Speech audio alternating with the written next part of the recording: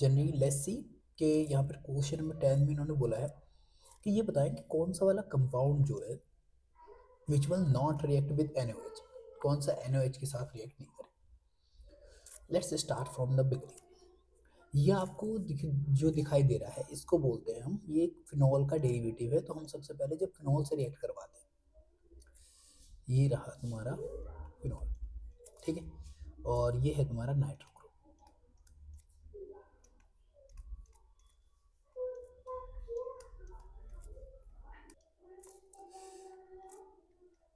इस तरीके से जब तुम इसकी रिएक्शन करवाओगे NaOH से, तो ये क्या होता है, ये होता है एसिडिक। ठीक, एसिडिक क्यों है ये, बिकॉज ये जो ग्रुप इस पे जुड़े हुए हैं, ये सारे के सारे जो ग्रुप अभी आप देख रहे हो, ये ग्रुप, ये वाला ग्रुप जो है अगला, ठीक,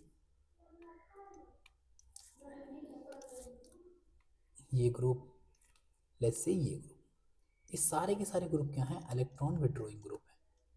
अब इलेक्ट्रॉन विड्रॉइंग ग्रुप की अगर हम बात करते हैं एसिडिटी कैरेक्टर के अंदर, अगर हम बात करें तो acidity character directly proportional to होता है इलेक्ट्रॉन विड्रॉइंग ग्रुप के, और इन्वर्सली प्रोपोर्शनल टू होता है इलेक्ट्रॉन रिलीजिंग ग्रुप के। तो इस तरीके से जितने भी ग्रुप जुड़े हैं उन्होंने इसकी एसिडिटी को क्या किया है और इनहेंस कर दिया है। तो it is the strongest phenol derivative, यानी कि जो सारे फिनॉल्स के अंदर होता है उसके अंदर सबसे ज़्यादा स्ट्रॉन्गेस्ट क्या है, यही है। ठीक, बिकॉज ये सब के सब क्या है, इलेक्ट्रॉन विड्रॉइंग ग्रुप है, और ये ग्रुप जो है ये सबसे ज़्यादा स्ट्रॉन्गेस्ट इलेक्ट्रॉन विड्रॉइंग ग्रुप है। अब ये दूसरा आता है बेस, तो ये दोनों आपस में रिएक्शन करेंगे, सीधी सी बात है। अब एसिड और बेस की जब भी रिएक्शन होती है तो यहाँ पर फॉर्मेशन किसका होगा, तो फॉर्मेशन होगा भाई सॉल्ट का। ठीक, तो यहाँ पे जो फॉर्मेशन हो रहा है वो हो रहा है सॉल्ट का, यानी कि ये देगा अपना H पॉजिटिव और उसकी जगह आ जाकर जुड़ जाएगा सोडियम और साथ में निकल जाएगा H2। इस तरीके से हमारे पास ये प्रोडक्ट बन के आ जाता है।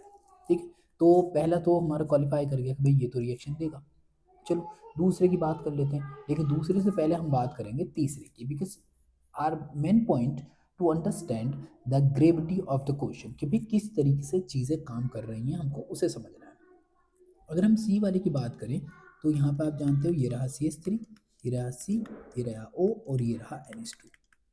ठीक, जब ये रिएक्शन करेगा NaOH से तो इसके पास है ये बेस, ये जाएगा और अटैक करेगा कहाँ, यहाँ। और यहाँ पर रीज़न क्या है अटैक करने का उसे हम समझ लेते हैं। ऑक्सीजन की इलेक्ट्रोनेगेटिविटी होती है 3.5 और इसकी इलेक्ट्रोनेगेटिविटी होती है 2.5। ठीक, अब यहाँ पे ये sp2 है तो यहाँ से थोड़ी सी ज़्यादा हो जाती है, तो अराउंड हो जाती है 2.6 और 7 के अराउंड हो जाती है। ठीक, तो यानी कि ज़्यादा इलेक्ट्रॉन शिफ्ट किधर करेंगे, ऑक्सीजन की तरफ, तो यहाँ पे आएगा पार्शियली निगेटिव और यहाँ पे है पार्शियली पॉजिटिव। अब ये जो है ये साला जो हिस्सा ये है nucleophile, nucleophile and we all know कि भी nucleophiles are electron rich, that's why ये क्या करता है, यहाँ से जाता है सीधा और अटैक करता है इस जगह पे, जिससे ये अटैक करेगा तो ये बॉन्ड टूट के कहाँ पहुँच जाएगा, ऊपर, और हमारे पास बन के आया ये CH3 C, ये आ गया OH, और उसको थोड़ा सा दूर करके बनाता हूँ मैं जिससे हमारे आगे वाले स्टेप में थोड़ी आसानी हो जाएगी। ये आ गया हमारा OH, ये आ गया मेरा NH2, और ये है मेरे पास यहाँ पर O नेगेटिव, और ये आ गया मेरा Na positive. In such condition what will happen then, ये जो लॉन पेयर है, देखो इसको दो तरीके से सब लोग अपने अपने तरीके से लेकर चलते हैं, but we talk about this. तो यहाँ पर क्या होता है, ये सब वाला बॉन्ड जो है वो इस तरफ आएगा, तो इससे पहले हम चलो उसे पहले तरीके की बात करेंगे। तो ये क्या करता है, जो NH2 है ये बेस है, बेसिक ग्रुप है। कैसा ग्रुप है, बेसिक, तो ये हमारा बेसिक ग्रुप है, तो बिहेव करता है लुईस बेस की तरह। तो ये इस वाले हाइड्रोजन को खा लेगा, और जैसे ही इस वाले हाइड्रोजन को खाएगा यहाँ पर बन के आएगा CH3, और यहाँ पर बनेगा हमारा C डबल बॉन्ड O, ये रहा, इसको मैं अभी सिंगल ही रखता हूँ, जैसे O निगेटिव और Na पॉजिटिव, यहाँ पर है O निगेटिव, और ये रहा हमारे पास NH3, और साथ में अब इसके ऊपर क्या चार्ज आ चुका है, positive.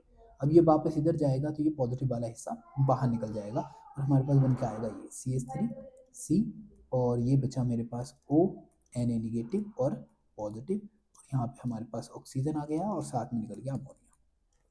This reaction is consider as के यहाँ पे जो एलिमिनेशन हो रहा है वो इस वाले ग्रुप का हो रहा है, मतलब ये निकल रहा है, इससे रिमूव हो रहा है अमोनिया गैस की फॉर्म में, और ये बन के जो आया है इसको मैं इस तरीके से भी लिख सकता हूँ, तो कंफ्यूज होने की जरूरत नहीं है,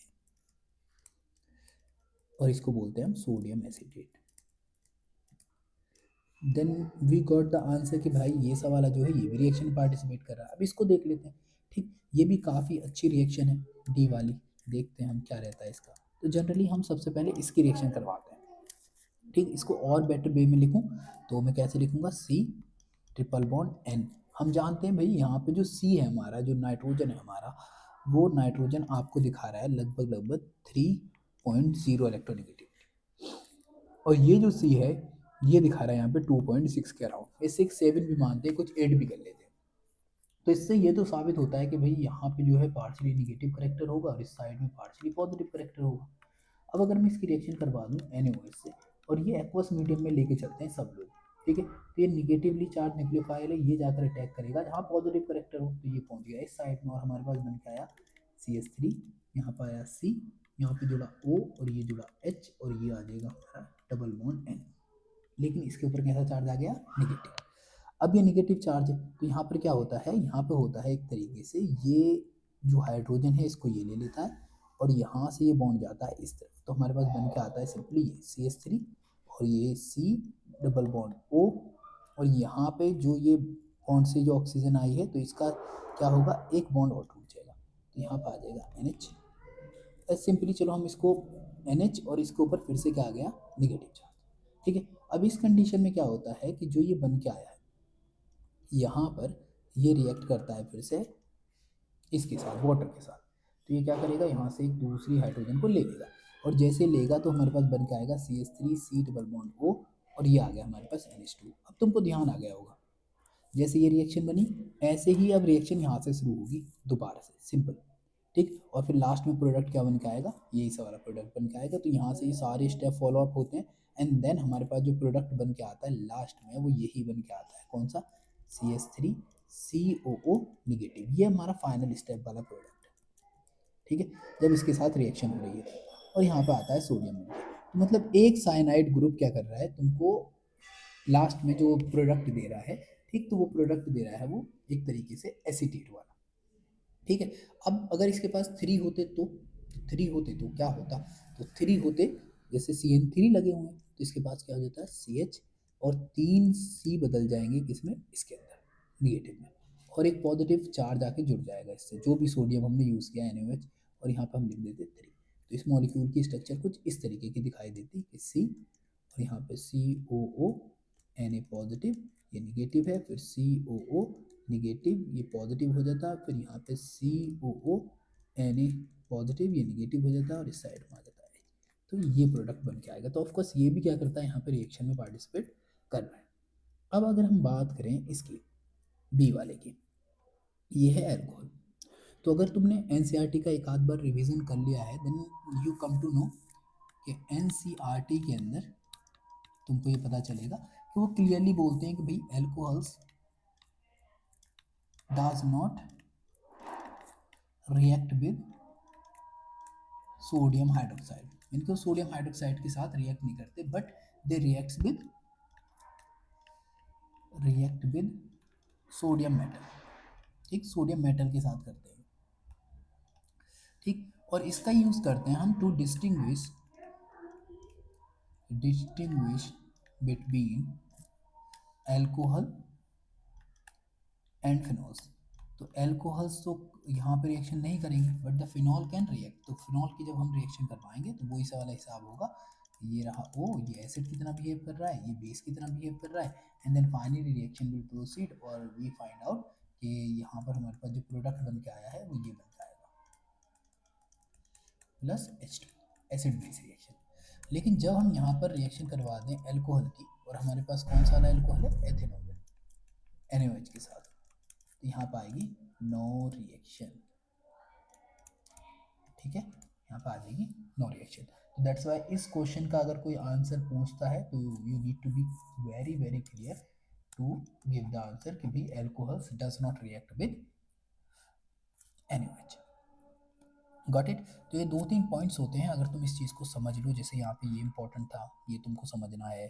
ठीक है, ये तुमको समझना है कि भाई इलेक्ट्रॉन विड्रॉइंग ग्रुप से क्या इफेक्ट पड़ता है, ये रिएक्शन की जो मैकेनिज्म है इसको थोड़ा सा ध्यान से देख लो, जिससे तुम स्टेप्स वगैरह को ठीक क्लियरली तरीके से समझ पाओ।